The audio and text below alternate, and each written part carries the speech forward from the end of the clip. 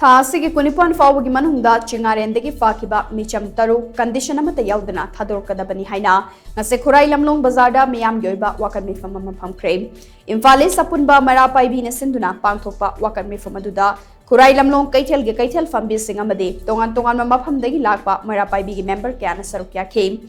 Meecham phasin bayaroi haibana chingba placard kaya sijanaduna chathakiba wakat meepham aduga mari leinana amkil gi general secretary NG Prabhapati na hai Haukiba meeyam dagi haurakhiba irang ngasi phaoba aikoi amata oina thegadu laklei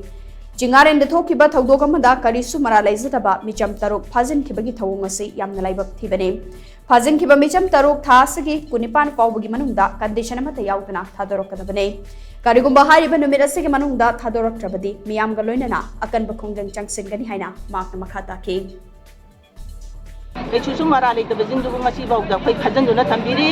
asi achuk yamna kai ngasi achuk sathi ba matam asida kai mama kaya na ngasi kai Manipuri imale ba kinamata haiduna lamjau sorok da ahing yairek duna lejari bani hoji phawa hau ba metang ahum dagi ngasi phawa ji da kai tumbam sabang khangdana tumba macet saba macet toguna kai ngasi kai gi lamdam furup jati asi ba kai kanjaduna le bani ngasi February gi tang kini ban ji da kai isa jinge thadorak bani